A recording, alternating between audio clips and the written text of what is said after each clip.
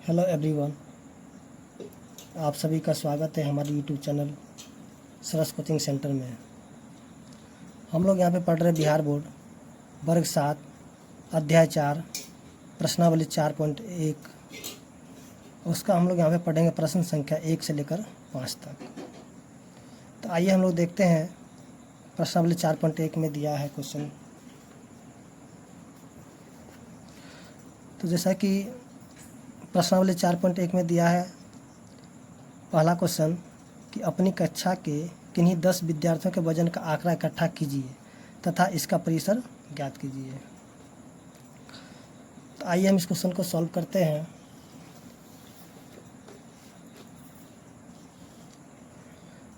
तो सबसे पहले हम यहाँ पे करेंगे कि 10 जो है विद्यार्थी है उसका हम लोग क्या करेंगे, वज़न ले लेंगे। अपने क्लास के हिसाब से आप वज़न ले सकते हैं। तो यहाँ पे हम लिखेंगे प्रश्न संख्या 1।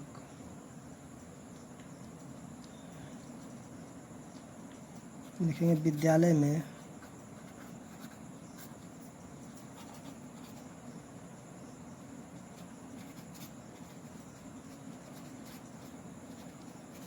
विद्यार्थियों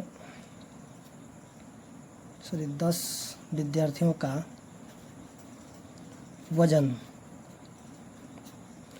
मान लीजिए 30 है, 45 है, 32 है, 20 है, उसके बाद 50 है। तो 1 2 3 4 5 ये हो गया, 18 है, 29 है, उसके बाद 45 है। कितना हो गया, 1 2 3 4 5 6 7 8, 2 और ले लेते हैं, जैसा कि 52 कर देते हैं। उसके बाद हम यहाँ पे 17 कर देते हैं। तो हमने यहाँ पे क्या किया है कि अपने विद्यालय में जो 10 विद्यार्थियों का वज़न है यहाँ पे ले लिया, जैसे कि 30 45 32 20 50 18 29 45 52 और 17। तो अब जो है यहाँ पे इनका परिसर ज्ञात करना है। तो परिसर होता क्या है, देखिए परिसर जो होता है, परिसर का फॉर्मूला होता है उच्चतम मान और घटाव में निम्नतम मान।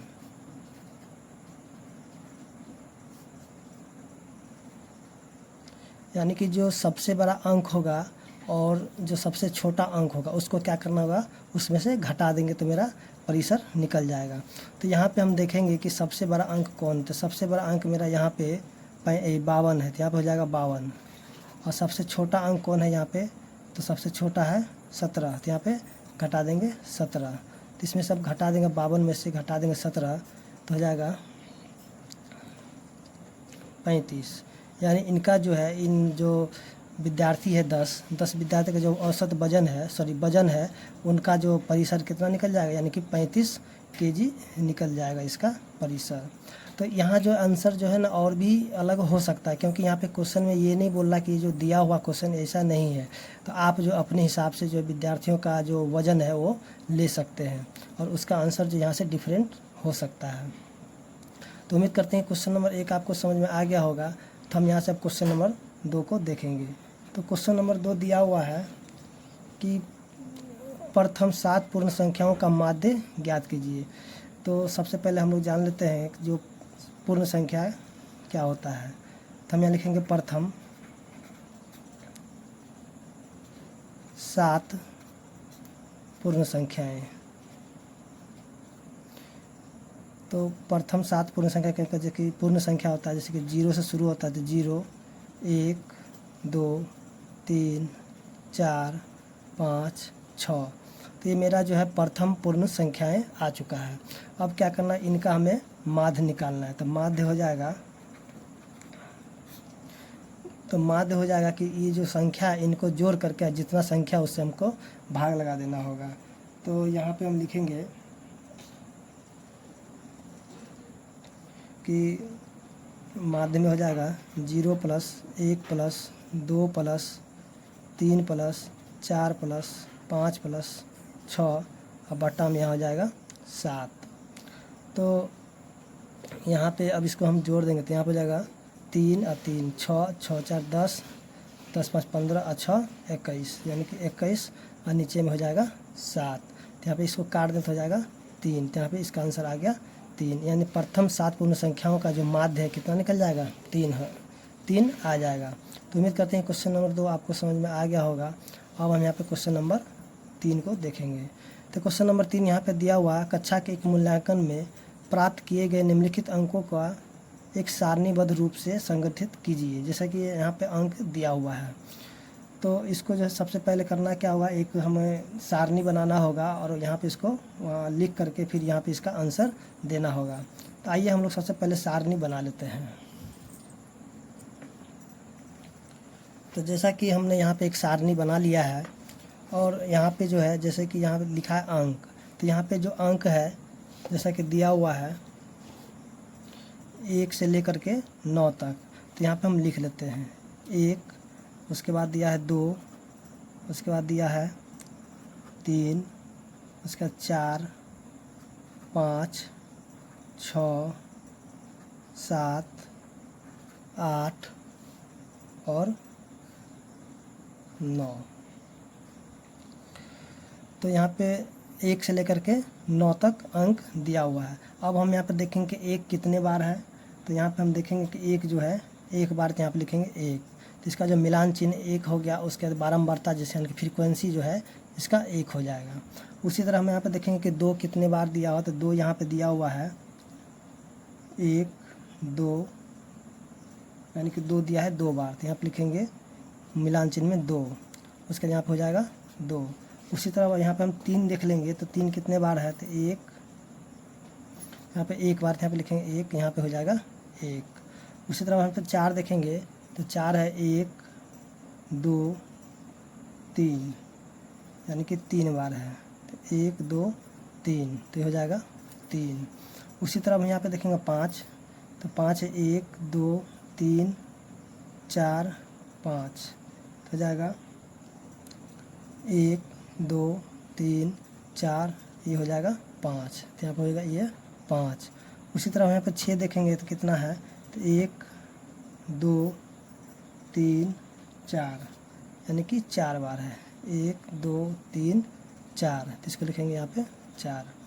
उसी तरह अब देखेंगे कि 7 कितने बार है, तो यहाँ पे 1 2, यानी कि 2 बार है, तो हो जाएगा यहाँ पे 2। उसी तरह अब यहाँ पे देखेंगे 8 कितने बार है, तो 8 1 बार है, तो लिखेंगे 1, यहाँ भी हो जाएगा 1। उसी तरह यहाँ पे देख लेंगे 9 कितने बार है, तो 9 जो है 1 बार है, तो यहाँ पे लिखेंगे 1 और 1। तो इस तरह से जो है मेरा ये सारणी बन चुका है। तो यहाँ पे जो है अब देखना है कि जो इसमें बताने का सबसे बड़ा अंक कौन है। तब यहाँ पे हम देखेंगे जो अंक जो दिया हुआ है इसमें से सबसे बड़ा अंक कौन है, 9, तो इसका जो पहला का आंसर हो जाएगा 9। तो इसका कहता है सबसे छोटा अंक कौन है, तो सबसे छोटा अंक यहाँ पे जो 1 है, तो यहाँ पे 1 इसका आंसर हो जाएगा, यानी इसका आंसर हो जाएगा 1। उसी तरह जो है इन अंकों का परिसर क्या होगा, तो जैसा कि हम लोग जानते हैं कि परिसर निकालने के लिए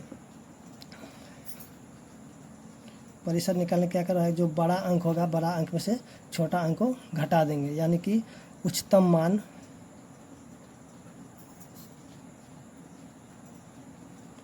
घटाव में निम्नतम मान।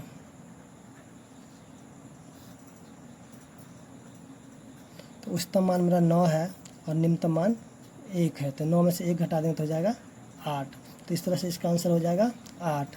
फिर यहाँ पे क्वेश्चन नंबर 4 देखेंगे जो कि दिया है कि अंक गणितीय माध्य ज्ञात कीजिए, यानी कि इसका जो है इन संख्याओं का जो है माध्य निकालना होगा। तो यहाँ पे हम लिखे माध्य बराबर, तो माध्य में क्या सबको हम जोड़ लेंगे, तो 1 जोड़ 2 जोड़ 3 जोड़ 4 जोड़ 5 जोड़ 6 जोड़ 7 जोड़ 8 जोड़ 9, और यहाँ पे कुल संख्या कितना है 1 2 3 4 5 6 7 8 9, तो इसको क्या करेंगे 9 से भाग लगा देंगे, तो हो जाएगा 9। तब इन सबको जोड़ेंगे तो हो जाएगा 3 3 6 4 10 5 15 6 21 7 28 28 7 35 और 9 35 9 सॉरी यहाँ पे गलती हुई है। जैसे कि यहाँ पे 3 3 6 4 10 10 5 15 15 अच्छा 21 7 28 28 8 36 और 36 9 45। तो 45 बटा में 9, इसको काटेंगे तो हो जाएगा 5। तो इसका आंसर हो जाएगा 5। जो क्वेश्चन नंबर 4 का आंसर आ गया, यानी कि इनका जो माध्य जो है हो जाएगा 5। तो उम्मीद करते हैं कि क्वेश्चन नंबर 3 आपको समझ में आ गया होगा। अब हम यहाँ पे क्वेश्चन नंबर 4 को देखते हैं।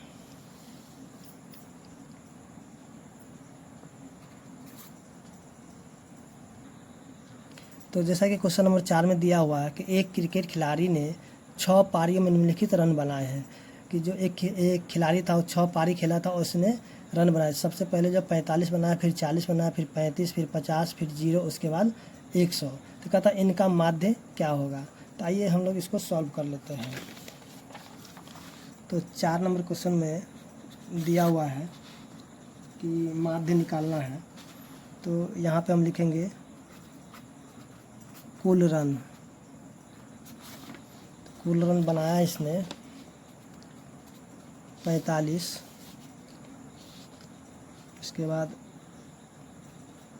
40, 35, 50, 0 और 100।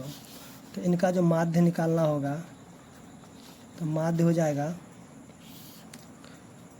45 जोड़ 40 जोड़ 35 जोड़ 50 जोड़ 0 जोड़ 100। और नीचे में जो 1 2 3 4 5 6, यानी 6 से इसको भाग लगा देंगे। तो इन सब संख्या को जब हम लोग जोड़ते हैं तो कुल संख्या हो जाता है, इसको हम लोग जोड़ लेते हैं तो हो जाएगा 120, उसके बाद हो जाएगा 220 और 50 270 बटा में 6। तो इसको हम काट देते हैं तो 6 चौक 24 6 बचे 30, यानी कि 45। यानी कि जो कुल रन का जो माध्य होगा 45, यानी कि उसका एवरेज रन कितना हो जाएगा 45। तो उम्मीद करते हैं क्वेश्चन नंबर 4 आपको